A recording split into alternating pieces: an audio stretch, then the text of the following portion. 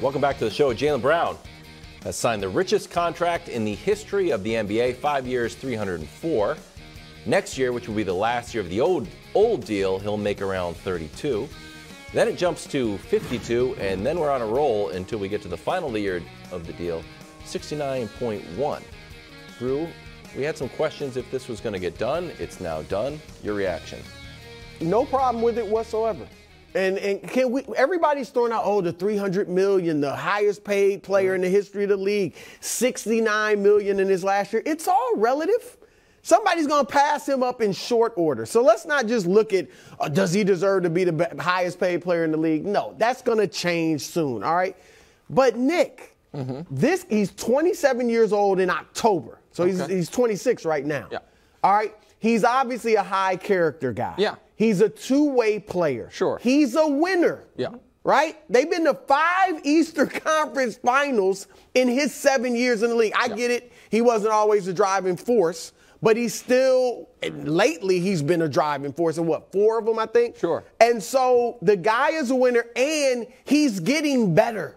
I get it, he's not the best player on the team. But look at these numbers. Last year, he experienced career highs in all of these categories. He's getting Points better per game, offensively. Rebounds per game. But he's still a good defensive but I think he's player. gotten worse. He doesn't have to be their best defensive player. I think when he came in the league, that happens. Unless you're a LeBron or a Jordan or somebody like that. When you take on the bigger offensive load. So he becomes a less of a defender. But he's still a good defender. And he's improving in everything. I think he's going to continue to get better as a three-point shooter. And so, no, there's nothing not to like in my view about. And he's tradable. Well, he doesn't have a no-trade clause. So a couple things. So to me, I don't have a huge problem with it. We knew this was going to end up happening. But this is like the definition of a sports marriage of convenience, not of love. Like Jaylen Brown does not really, I think, want to be living in Boston the next 6 years. I mean, and I don't keep saying that. He signed the deal. He doesn't have to stay there. No, when you making, what's the difference between $250 and $300 million? $50 million. Okay, fine, but there's nothing you can do with $300 that you can't do with $250. I could give you $50 and still have the $250. I mean, but seriously, if he wanted out, he could go somewhere else. But there was, well, wait a moment, hold on. No one else could give him this deal, could give him even the $250 right now. So it's not the difference between 3-something and $250. It's the difference between 3-something and $0 guaranteed after this season and taking a huge risk. And Brew, you said it at the end. That's just that, and they can trade him. Like, what this means for so bizarre. It was a bizarre way to end. But because here's the thing. I think he's honest. I think he's an honest guy. I don't like seeing my name in trade talks every year. And so for 1 year, doesn't mean I hate where I'm at. For 1 year, his name won't be in trade talks because they're not allowed to trade him for 12 months.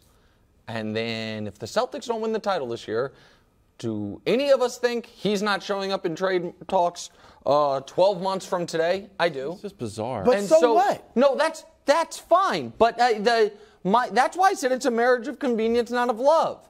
I think the reason that this took so long was because Boston wanted to just make sure, like, okay, we're not going to trade him for Damian Lillard, but let's just make sure no other guys we actually like more than Jaylen Brown come available this summer, because there's always the random trade demand. This year it was Harden. Obviously, you wouldn't trade him for Harden, but if a great player came available, you might. And here's the other problem. Problem's the wrong word. You're right, it's all relative, and of course guys are going to get more money. But Jaylen Brown's going to take up about 30 to 35% of your cap over the life of this deal. That's what matters here, is percentage of cap, not raw dollars. I don't think he's quite good enough for that to work. I just don't. So like the other guys in that tier that aren't quite good enough for that to work are Karl Anthony Towns and Bradley Beal and Zach LaVine, who makes a little less, actually. Like, we all agree that Jaylen Brown is a really good player, but we all agree he's not a top 10 player, and that he is I would guess he'll never be a top 10 player. I don't know if you agree with me. I think you probably do. And by the way, that's not a shot at him. He's in the tier, to me, of Bam and Drew Holiday. I think he's better than Bam. Okay, but the second best player on an awesome team. I mean, Drew. Can they win a championship with him as their second best player? Not yet. Because that's the question. Haven't, but can they? That's the only question. I actually think they could, but then I think their best player has to be better than Tatum, and Tatum's not going anywhere. I don't think this Celtics team's going to win the title. And so I'm not. It would have been insane for them to be like, we're not offering you a contract.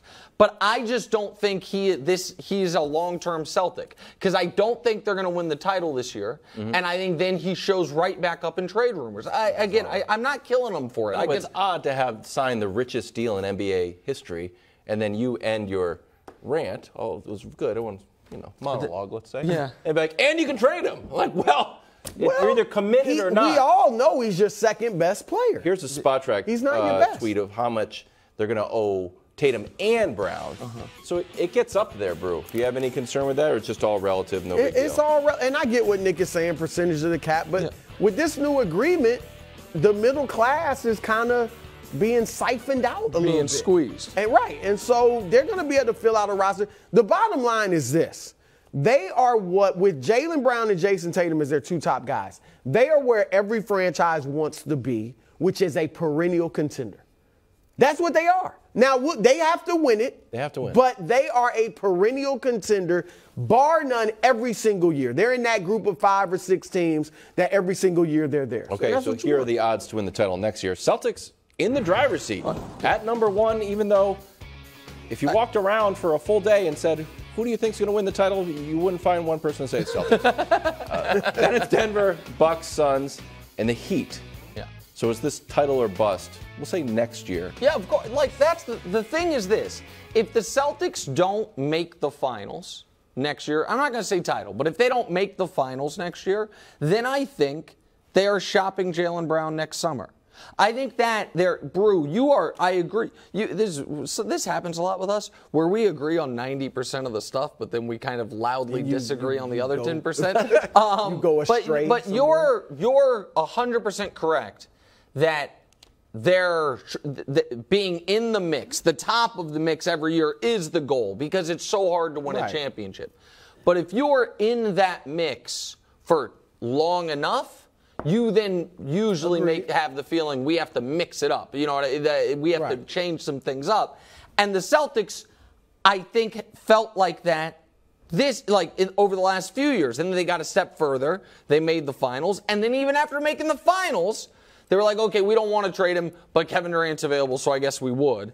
And then this offseason, to their credit, they obviously could have traded him for Dame. It at least appears that way. If the Portland would have done it, they didn't want to do that. They're going to do this.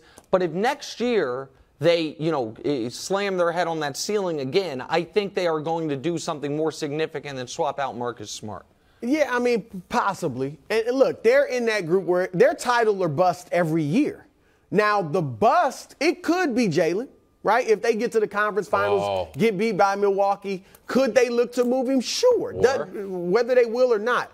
But to me, the bust, bust guy, no, is Joe Mazzulla. Well, yeah, of course. No, that's the bust. I thought you were going to have He was going to say Jason. Because I love Jason Tatum. You're not moving Jason Tatum. Jason Tatum, he's not LeBron, Steph, that level. He's right beneath. But he's right beneath. He's like a guy you're not looking to trade, period. All right. I think, would you agree with that? Like, I don't think you're looking at all to trade him. I'm trying to think. There is not precedent for a guy Tatum's age and kind of tier in the league being traded from the team that drafted him unless he demanded it. You know what I mean? Like, there's not, I'm trying to think of, there's not, the players that echelon that Evers' team has traded them, it's because that guy made them do it, not because they got frustrated. Now, eventually it can happen if a guy's been there 10 years, but at that point, He's played it just doesn't 6 years. Michael Jordan won it in his 7th. When LeBron won it? 8th, 9th? 9th year. LeBron won it in 9th. Like, have a little patience. Okay. Seriously. I mean, Jason Tatum's not Michael Jordan or LeBron. No, but I'm just saying, but he's also got Jaylen. Look, I'm just saying, Joe Mazzulla is the guy that's the bust if they lose. That's not enough, though. The thing is, that's not enough. He's changed the whole philosophy from defense to offense. Yeah, but that's not going to be the Celtics. If they don't show improvement I think he'll be the guy that could get back. Again, we talk about Jaylen Brown because he's been the subject of trade rumors, because Tatum's untouchable, all of these things. But the story, you and I did this little exercise on your whiteboard a few months ago in your office. The story of the NBA for my entire life, basically since the merger, is do you have one of the 20 greatest players in the history of the league? You're eligible to win the title. Do you not? I really hope you're the 04 Pistons, or else goodbye. Like that's or the 79 Sonics. Well, that's why I said. Well, correct. That's 1980 to now. Like and so like that. Tatum is awesome. Is he that awesome? You said one of the 20 best ever. 25 best ever. Okay, Dirk's not. We disagree on Dirk. Every time I say this, not. This ends up in a Dirk debate. Not Dirk. See, Bruce Sneaky remains to be seen. I like Dirk. Don't get me wrong. No, I like Dirk, but people are overrating Dirk. Bruce Sneaky worst basketball take is his skepticism of Dirk. And he has a lot of great. bad basketball takes. That's the worst. No, but you insist on elevating him higher because he beat LeBron. No, I insist on elevating him higher. But I think LeBron beat himself in that fight. That's true. That's what I think. Thanks for watching. Subscribe here to get more from the show and to check out clips from other shows on FS1.